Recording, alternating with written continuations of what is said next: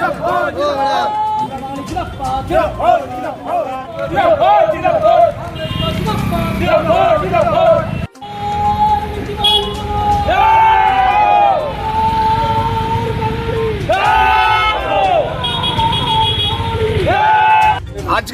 আমরা বাঙালি দলের পক্ষ থেকে গতকাল আপনারা জানেন যে বিরোধী দলনেতা মানিক সরকার এই রাজ্যের প্রাক্তন মুখ্যমন্ত্রী গ্রেটার ত্রিপুরাকে সমর্থন করে একটা বক্তব্য রেখেছেন তাদের একটা অনুষ্ঠানে।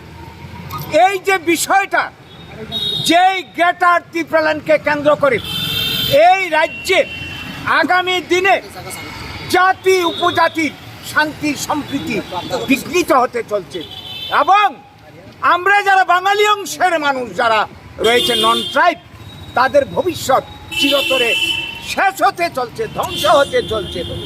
এমন একটা বিচ্ছিন্নতাবাদী দাবি, সংহতি বিরোধী দাবি, অযৌক্তিক দাবিকে এই মানিক সরকার এই রাজ্যের প্রাক্তন মুখ্যমন্ত্রী সমর্থন করেছেন। আমরা মানিক বাবুর বক্তব্যকে তীব্র ভাষায় ধিক্কার জানাই, নিন্দা জানাই। আমরা এই দাবিকে কন্ডেম করছি, তার এই সমর্থনকে কন্ডেম করছি। এই মানিক বাবু, এই সিপিএম দল যখন ক্ষমতায় ছিল ৭৮ সালে ত্রিপুরাতে এডিসি তৈরি করে, তাদের আমলে উগ্রপন্থী জন্ম হয়, ৮০ জনের গণহত্যা হয় এবং এই এডিসি হয়, যার কারণে আজকে ত্রিপুরাতে হাজার হাজার লাখ লাখ বাঙালি খুন হয়েছিল। এই ৮০ জনের গণহত্যায় লক্ষ লক্ষ বাঙালি উগ্রপন্থী তাণ্ডবে ৮০ জুন থেকে ২০০০ সাল পর্যন্ত এডিসি এলাকা ছেড়ে এসে পথের ভিখারি হয়েছে। তার জন্য দায়ী এই সিপিএম পার্টি। তাদের উপজাতি উগ্রপন্থী দূষণ নীতি, গদি দখলের রাজনীতি, এই রাজনীতি তারা এখনো করে চলেছে। আপনারা জানেন এই গ্রেটার ত্রিপুরাল্যান্ড আজকে যারা দাবি করছে ত্রিপুরা মথা, এই গ্রেটার ত্রিপুরাল্যান্ড যদি ত্রিপুরাতে হয়, আমরা আশঙ্কা করছি গোটা রাজ্য নিয়ে গ্রেটার ত্রিপুরাল্যান্ড হতে পারে, অথবা ত্রিপুরা ভাগ করে গ্রেটার ত্রিপুরাল্যান্ড করবে। পেছনে উদ্দেশ্যটা কি? উপজাতি কল্যাণের জন্য ত্রিপুরাতে জমি ফেরত আইন হয়েছে, ষষ্ঠ তফসিল এডিসি হয়েছে, কি বলবো টিএনবি চুক্তি হয়েছে। আর তাদের কি চাই? এই রাজ্যের এই যে বাঙালি আমরা যারা আছি ৭০% মানুষ, আমাদের অধিকার দিনের পর দিন যেতে যেতে আমরা আমাদের পায়ের তলা মাটি নেই। আমরা বাঁচবো কোথায়? আমরা দাঁড়াবো কোথায়? যাবো কোথায়? এটা চূড়ান্ত সাম্প্রদায়িক একটা রাজনীতি চলছে ত্রিপুরাতে দীর্ঘদিন ধরে, বিশেষ করে সিপিআইএম পার্টি এই রাজ্যে ক্ষমতাসীন হওয়ার পর থেকে।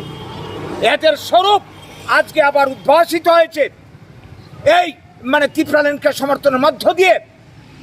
বন্ধুগণ, শুধু সিপিএম নয়, এই কংগ্রেস দলও কিছুদিন আগে বলেছে, সুদীপ রায় বর্মন তারা বলেছে যে গ্রেটার ত্রিপুরাল্যান্ড অসাংবিধানিক না, মানে কি ঘুরিয়ে তারাও সমর্থন করল। বিজেপি কি করেছে? বাইরে সমর্থন না করলেও টেরিটোরিয়াল কাউন্সিল তারা করতে চাইছে। তার মানে সবারই একটাই লক্ষ্য, উপজাতি সমর্থনকে বাগিয়ে নিয়ে ক্ষমতা দখল, একটাই টার্গেট। তাইলে আমরা যে ৭০% মানুষ আছে, আমাদের তাদের কোনো দরকার নেই। আমরা আর কেন করব সিপিএম? এতদিন করেছি, কেন করব কংগ্রেস, কেন করব বিজেপি?